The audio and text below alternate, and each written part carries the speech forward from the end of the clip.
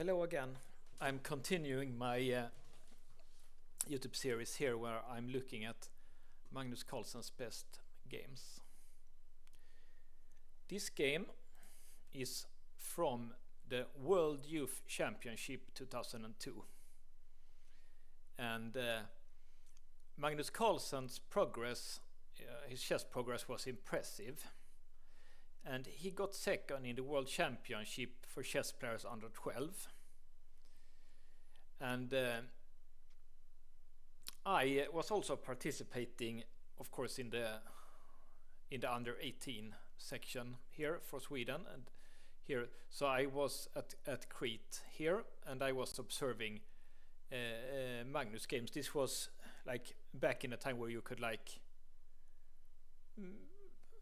walk around and look at other, like it hadn't been so strict that you have to sit at your own table like all the time and stuff like that. It was a little bit still it was a little bit more relaxed than it is nowadays, maybe, in the chess world. So and I remember already back here that Magnus was already a little bit famous because it was at this time it wasn't very common that someone from Western Europe would be that strong. At this time, still most of the best chess players were from Russia, and Magnus Carlsen, he's the same age as Jan Nepomniachtchi, who will of course become Magnus Carlsen's big rival. This is number one rival, and they were playing same group, and they of course played in this tournament as well.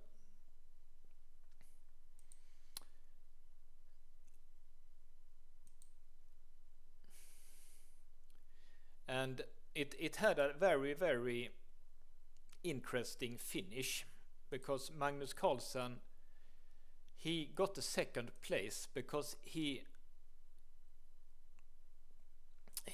drew David Howell, another well-known chess player, in the last round. So Ian got the first place, and that might have spurred Magnus Carlsen's determination to train more, practice more and harder, so he could get first place and triumph over Jan in the future. Jan won the World Championship for boys under 12. But even if Magnus and Jan has been competitors, it has always been a very friendly rivalry, and they have always been very good friends, as I understand it. So it has only been like a rivalry on the chessboard. They are probably the two best chess players of their generation. But I have not chosen those games because I found another game here when I looked over the games here, and this is a game with a powerful performance by Magnus, who is playing black against Tamas Fodor. And this would be in round 5 of the World Championship for under 12 in 2002. So let's look at this game here. And already White plays a little bit of a unusual style. It's called the Richter-Veressov attack.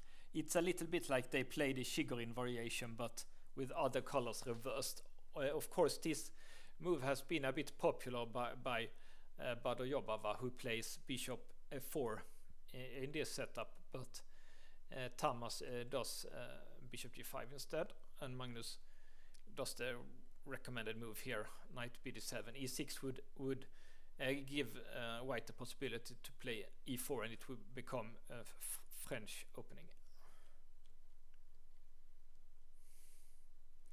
And Magnus, he plays, instead of most people when they play this against this kind of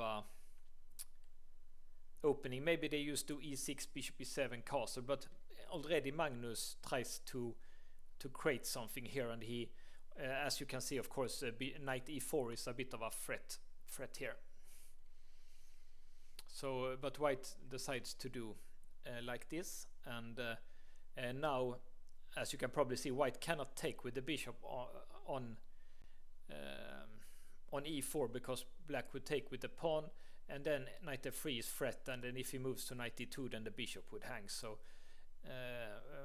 white has to move to castle here, and here it's also interesting that black decides he could win a pawn on c3 here, but white would get some development, and this would probably be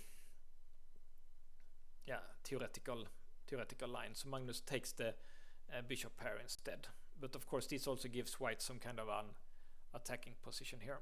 So, but let's see how it ends, because it ends quite interesting, this game, I think.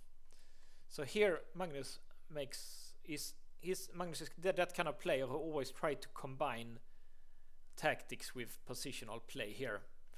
Like here he takes on e4, and like if white would take an e4 here, then after knight takes back, then he would probably not play. If Magnus would play bishop g4, he would probably not play f3. So Magnus does in the other order here, and now white doesn't really want to play f3 in this position, I think. So Magnus, it's a little bit like the Carlsen opening now, but it's a fine variation for black, obviously, because of the bishop pair.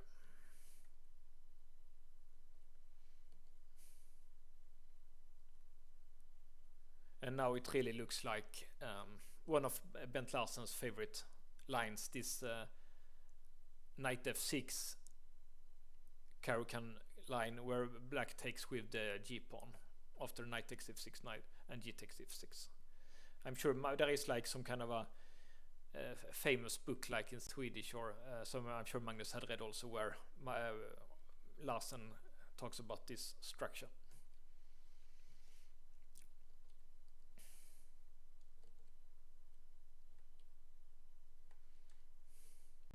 So, but the computer thinks both plays a good game here. It's like an even game still, even if white should.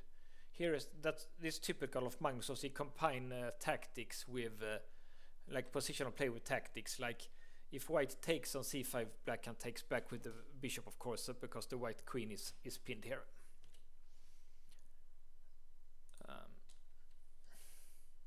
So the computer doesn't like that. He thinks Rook d1 would be best, and as you can see, this is losing a pawn here on d4.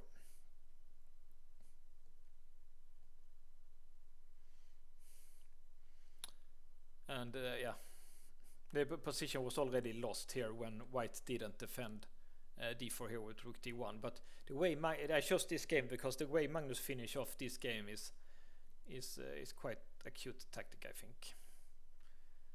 So here apparently black should have done, white should have done knight d2 here, but yeah, let's look at that line.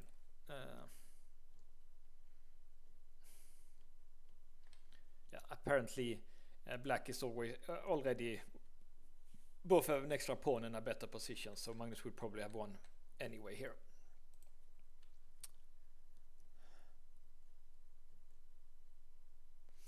But it's here Magnus does a nice tactic here, and it's a little bit sign of a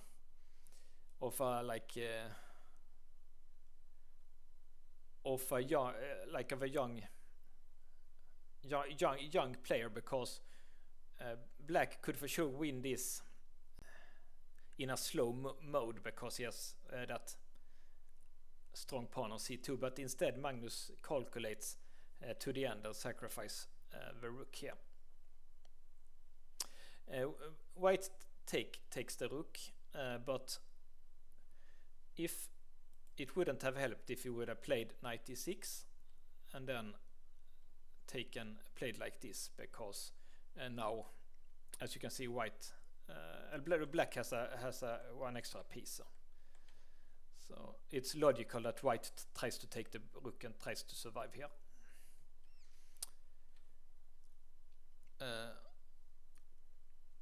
So in this position, if white would do this one, then obviously rook here, and this leads to checkmate. And if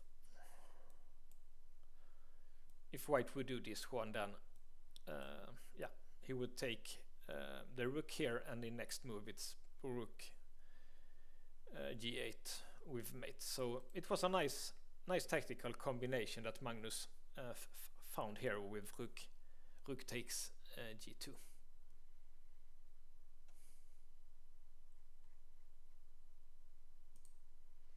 So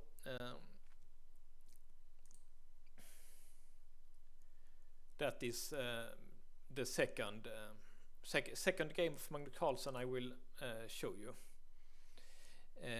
There is one more game that I will show you against Yuri Kozubov, and that is also from the same tournament, the World Under 12, the world champion for boys under 12 years old from 2002. But I will do that in next videos. I will make one video for each game. So see you then.